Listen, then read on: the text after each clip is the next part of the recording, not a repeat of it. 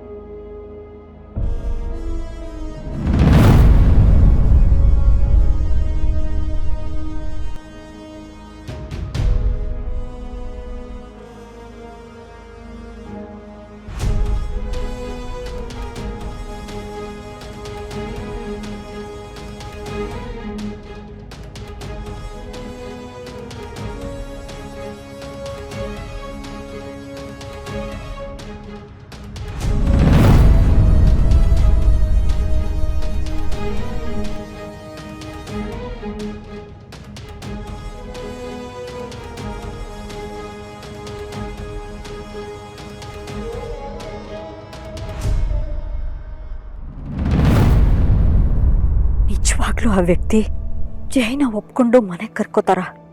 ಅದು ಯಾವತ್ತಿಗೂ ಸಾಧ್ಯ ಇಲ್ಲ. ಹಾಗಾದ್ರೆ ನನ್ನ ಮಗಳು ನನಗೆ ಸಿಗೋದಿಲ್ವಾ? ಅವಳನ್ನ ನೋಡೋದಕ್ಕಾಗೋದಿಲ್ವಾ? ಯಾಕೆ ಯಾಕೆ ಅಪ್ಪ ಅನ್ನಿಸ್ಕೊಂಡಿರೋ ಆ ವ್ಯಕ್ತಿ ನನ್ನ ಜೀವನದಲ್ಲಿ ಇಷ್ಟೆಲ್ಲ ಆಟಾಡ್ತಾ ಇದ್ದಾರೆ? ಬಾಯಿ ತುಂಬ ಗೊಂಬೆ ಗೊಂಬೆ ಅಂತ ಕರೆದು ನನ್ನ ಜೀವ ಇಲ್ಲದೆ ಇರೋ ಬೊಂಬೆಯಾಗಿ ಮಾಡಿದ್ದಾರೆ. ಅವ್ರು ಕೀ ಕೊಟ್ಟರೆ ಕುಣಿಬೇಕು ಅನ್ನೋ ಹಾಗೆ ನಡೆಸ್ಕೋತಾ ಇದ್ದಾರೆ. ಇದು ಒಂದು ಸಾರಿ ಆ ವ್ಯಕ್ತಿನ ಅಪ್ಪ ಅಂತ ನಂಬಿಡ್ಲ? ಇಲ್ಲ, ನಾನು ಮಾಡಬೇಕಾಗಿರೋದು ಅದಲ್ಲ. ಇವರಿಬ್ಬರ ಮಧ್ಯೆ ಏನಾಗಿದೆ? ಯಾಕೆ ಒಬ್ರನ್ನೊಬ್ರು ಇಷ್ಟೊಂದು ದ್ವೇಷ ಮಾಡ್ತಿದ್ದಾರೆ ಅಂತ ತಿಳ್ಕೋಬೇಕು. ನನ್ನ ಮಗಳಿಗೋಸ್ಕರ ನಾನು ಇದನ್ನು ಮಾಡಲೇಬೇಕು. ಇಲ್ಲದೆ ಹೋದರೆ ಜೀವನ ಪೂರ್ತಿ ನನ್ನ ಮಗಳನ್ನ ನೆನೆಸ್ಕೊಂಡು ಅಳ್ತಾನೆ ಇರಬೇಕು. ಈ ಅಳು ಇವತ್ತಿಗೆ ಕೊನೆ ಆಗಬೇಕು. ನನ್ನ ಮಗಳನ್ನ ಪಡ್ಕೊಳ್ಳೋದಕ್ಕೋಸ್ಕರ ನಾನು ಗಟ್ಟಿಯಾಗಿ ನಿಲ್ಲಬೇಕು. ಈಗ ಹೋಗಿ ಅವರನ್ನೇ ಪ್ರಶ್ನೆ ಮಾಡ್ತೀನಿ.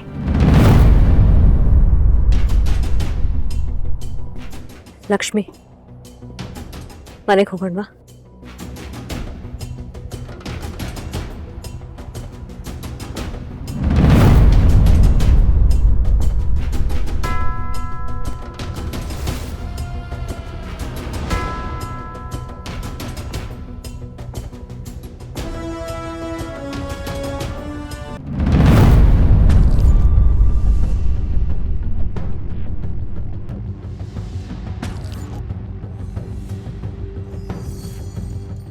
ಮನೇಲಿ ಯಾರೂ ಇಲ್ವಾ?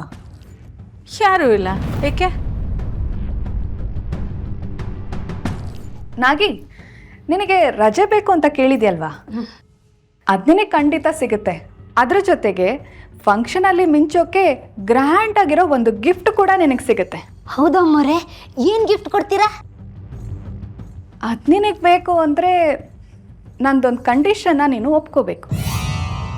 ಏನು ಕಂಡೀಷನು? ನೀನು ಇಲ್ಲಿಂದ ಹೊರಡೋದು ಮನೆಯಲ್ಲಿ ಯಾರಿಗೂ ಗೊತ್ತಾಗಬಾರ್ದು. ಅದೆಂಗಾಯ್ತದೆ? ಮನೆಯವ್ರಿಗೆಲ್ಲ ಹೇಳ್ಬಿಟ್ಟು ತಾನೇ ನಾನು ಹೋಗೋದು. ಅದೇ ಬೇಡ ಅಂತಿರೋದು. ಬೆಳಿಗ್ಗೆ ಎಲ್ಲರೂ ಹೇಳೋ ಮುಂಚೆನೆ ನೀನು ಇಲ್ಲಿಂದ ಹೊರಟಿರ್ಬೇಕು. ಹಂಗೆ ಮಾಡಿದ್ರೆ ಅಪ್ಪವ್ರು ಕೋಪ ಮಾಡ್ಕೊಳಕ್ಕಿಲ್ವಾ? ಅಪ್ಪವ್ರಿಗೆ ಹೇಳ್ಬಿಟ್ಟು ಹೋಯ್ತೀನಿ. ಸರಿ ಆಯ್ತು, ಹೋಗಿ ಹೇಳ್ಕೊ. ನೀನು ಹಾಗೆ ಮಾಡಿದ್ರೆ ನಿನಗೆ ಯಾವ ಗಿಫ್ಟು ಸಿಗಲ್ಲ, ಹಾಗೆ ನಿನ್ನನ್ನು ನಾನು ಇಲ್ಲಿಂದ ಹೋಗೋದಕ್ಕೂ ಬಿಡೋದಿಲ್ಲ. ಅವರೇ, ಹಂಗೊಂದು ಮಾಡಬೇಡಿ. ಈ ಫಂಕ್ಷನ್ಗೆ ಹೋಗಿಲ್ಲ ಅಂದರೆ ಎಲ್ಲರೂ ನನ್ನ ಆಡ್ಕೋತಾರೆ. ಅದು ಅಲ್ಲದೆ ಈ ಫಂಕ್ಷನಲ್ಲಿ ನಾನು ಮಿಂಚ್ತೀನಿ ಅಂತ ಬರೀ ಹೇಳಿದ್ದೀನಿ. ನೀನು ಈ ಆಸೆ ಈಡೇರಬೇಕು ಅಂದರೆ ನಾನು ಹೇಳ್ದಾಗೆ ನೀನು ಕೇಳಬೇಕು. ಬೆಳಿಗ್ಗೆನೆ ಯಾರಿಗೂ ಹೇಳ್ದೆ ಈ ಮನೆಯಿಂದ ಜಾಗ ಖಾಲಿ ಮಾಡಬೇಕು. ಸರಿ.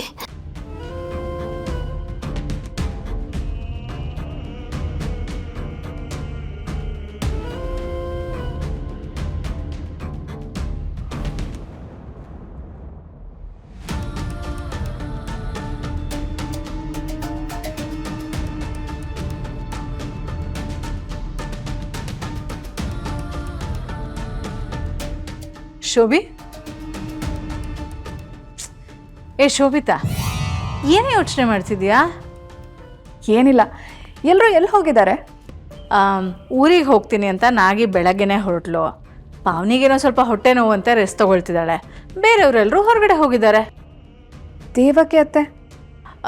ದೇವಕಿ ಬಹುಶಃ ರೂಮಲ್ಲಿ ಮಲಗಿದ್ದಾಳೆ ಅನಿಸುತ್ತೆ. ಸರಿ, ನಾನೀಗ ಹೊರಡ್ತೀನಿ. ಮನೇಲಿ ಏನೇ ನಡೀತಿದ್ರು ನನಗೆ ಫೋನ್ ಮಾಡಿ ಇನ್ಫಾರ್ಮ್ ಮಾಡ್ತಾ ಇರು. ಜೊತೆಗೆ ಆ ಲಕ್ಷ್ಮಿನ ಇವತ್ತು ಮನೆಯಿಂದ ಹೊರಗೆ ಹೋಗ್ಬಿಡ್ಬೇಡ. ಸರಿಯಾಗಿ ಅವಳನ್ನ ಮನೇಲೆ ಲಾಕ್ ಮಾಡ್ಕೊ. ಶೋಭಿ, ನೀನು ಹೇಳಿದ್ಮೇಲೆ ಕೇಳದೆ ಇರ್ತೀನಾ? ನೋಡ್ತಾ ಇರು, ಅವಳು ಕಾಲು ತೆಗೆದು ಹೊಸಲು ದಾಟಬಾರ್ದು, ಹಾಗೆ ನೋಡ್ಕೊಳ್ತೀನಿ. ಸರಿ, ಬಾಯ್.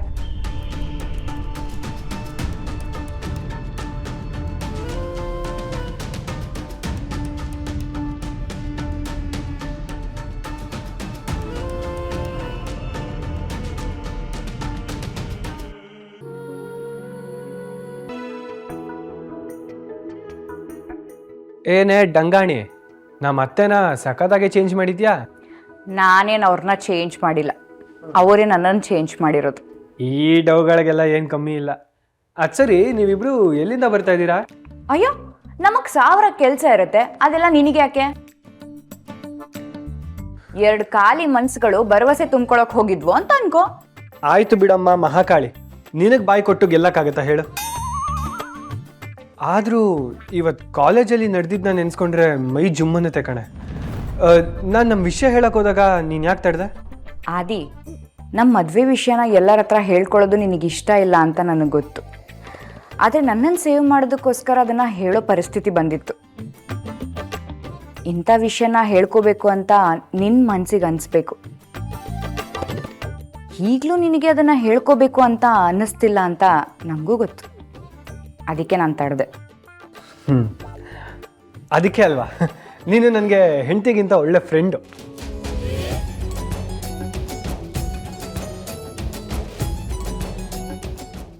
ಆದರೂ ಇವತ್ತು ನೀನು ಕಾಲೇಜಲ್ಲಿ ಕೊಟ್ಟಿದ್ದ ಸ್ಪೀಚು ಸಕ್ಕತ್ತಾಗಿತ್ತು ಕಣೆ. ಹೌದಾ? ನಾನು ಏನು ಸ್ಪೀಚ್ ಕೊಟ್ಟೆ ಅಂತ ಹೇಳು ನೋಡೋಣ. ಹಾಂ, ಇವಾಗ ಮೂಡಿಲ್ಲ, ಇನ್ನೊಂದ್ಸಲ ಹೀಗೆ ಫ್ರೀಯಾಗಿ ಸಿಕ್ಕಿದಾಗ ಹೇಳ್ತೀನಿ ಬಿಡು. ಓ, ಇವಾಗೇನು ನೀನು ಹೋಗಿ ಹೊಸದಾಗಿ KRSಗೆ ಅಣೆಕಟ್ಟು ಕಟ್ಬೇಕು ನೋಡು. ಹಾಂ, KRSಗೆ ಬೇಕಾದರೆ ಹೊಸದಾಗಿ ಇನ್ನೊಂದು ಅಣೆಕಟ್ಟು ಕಟ್ಬೋದು, ಆದರೆ ನಿನ್ನ ಬಾಯಿಗೆ ಮಾತ್ರ ಕಟ್ಟಕ್ಕಾಗಲ್ಲಮ್ಮ.